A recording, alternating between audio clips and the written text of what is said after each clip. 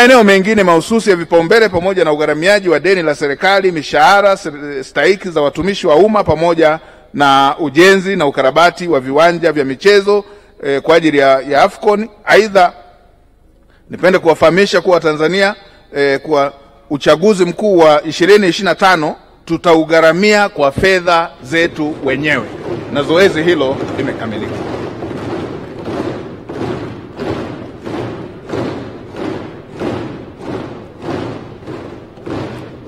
Mheshimiwa Spika, miradi mahususi ya maendeleo katika maeneo ya vipaumbele itakayotekelezwa na serikali katika bajeti ya mwaka 2025-2026 imeainishwa kwa kina katika hotuba iliyowasilishwa leo asubuhi na Mheshimiwa Profesa Kitila Alexander Mkumbo, kaka yangu, Waziri wa Nchi, Ofisi ya Rais, Mipango na Uwekezaji, alipokuwa akiwasilisha taarifa ya hali ya uchumi wa taifa kwa mwaka 2024 na mpango wa maendeleo wa taifa kwa mwaka 2025.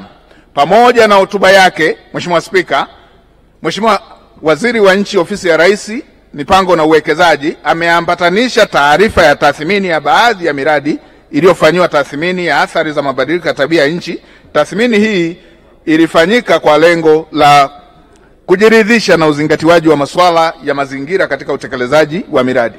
Nitumie fursa hii kulihakikishia bunge lako tukufu kuwa serikali imejipanga na itahakikisha upatikanaji wa fedha zote zilizoidhinishwa ili kuwezesha utekelezaji wa miradi ya maendeleo kwa wakati. Mheshimiwa Spika, maandalizi ya dira ya taifa ya maendeleo 2050 ni ushahidi wa dhamira ya dhati ya serikali ya awamu ya 6 inayoongozwa na Chama cha Mapinduzi chini ya uongozi wa Dr. Samia Suluhu Hassan katika kuendeleza mafanikio yaliyopatikana katika dira ya maendeleo ya 2025, hususan katika kuboresha ustawi wa maisha ya Watanzania. Hivyo ni washawishi na kuwaomba wananchi wa Tanzania waendelee kuiamini CCM na kukichagua Chama cha Mapinduzi kwa kishindo katika uchaguzi mkuu unaotarajiwa kufanyika 2025. Mheshimiwa Spika, kwa upande wa maboresho ya mifumo ya kodi, ada, tozo na hatua nyingine za mapato, sasa naomba kuwasilisha kwako mapendekezo ya kufanya maboresho ya mfumo wa kodi, ikiwemo baadhi ya viwango vya kodi, tozo, ada zinazotozwa chini ya sheria mbalimbali, pamoja na kuboresha taratibu za ukusanyaji na usimamizi wa mapato ya serikali. Maboresho haya yamezingatia migogoro na vita vya kibiashara baina ya mataifa mbalimbali yaliyoendelea kutokana na nchi ya Marekani kutangaza mabadiliko mbalimbali ya kisera pamoja na wadau wengine wa maendeleo. Lengo letu ni kuhakikisha miradi inaendelea kutekelezwa kama ambavyo ilikuwa imepangwa. Serikali imeendelea na dhamira yake ya kuwa na mfumo wa kodi ambao ni tulivu, wa kutabirika, unaolenga kuchochea shughuli mbalimbali za uzalishaji mali ndani ya nchi na kuweka mkazo katika sekta za kimkakati ikiwemo viwanda, madini, kilimo, ufugaji, uvuvi, nishati, uchukuzi, usafirishaji pamoja na sekta za huduma za jamii. Mheshimiwa Spika, napendekeza kurekebisha mfumo wa kodi kwa mwaka 2025-2026 unaotarajiwa kuongeza serikalini jumla ya shilingi milioni 4,260 na 23.77, na marekebisho yanayopendekezwa yanahusisha sheria zifuatazo.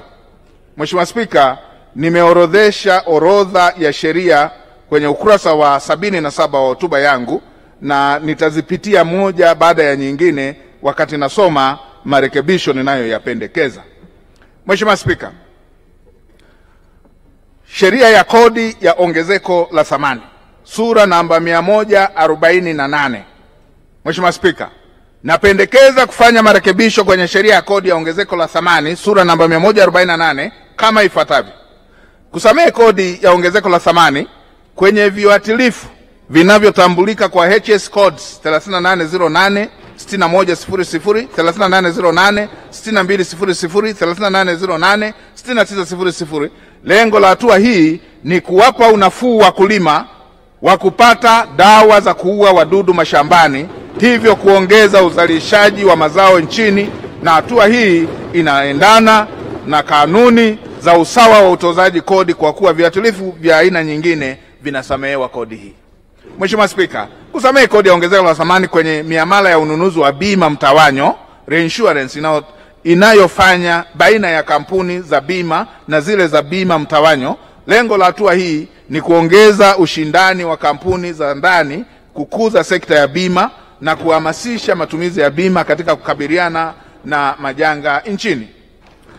Kutoza kodi ya ongezeko la thamani kwa kiwango cha 0% kwenye bidhaa za nguo zinazotengenezwa na kutumia pamba inayolimwa nchini kwa kipindi cha mwaka mmoja.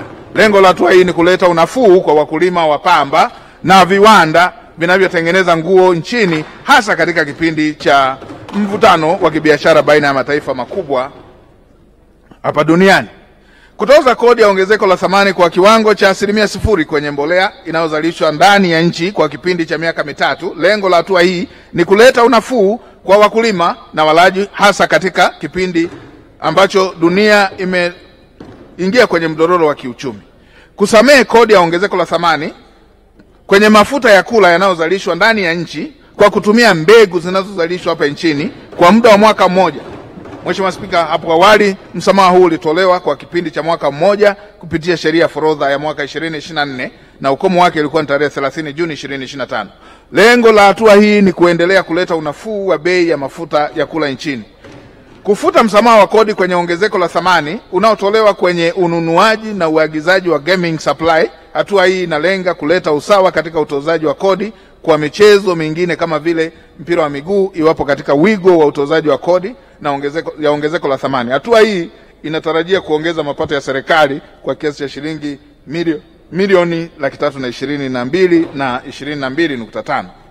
Kuweka sharti la msamaha wa kodi wa ongezeko la thamani kwenye matairi ya trekta yanayotumia kwenye shughuli za kilimo yanayotambuliwa kwa HS kodi 4011 7000 dam liners zinazotambuliwa kwa heading 3920 Fox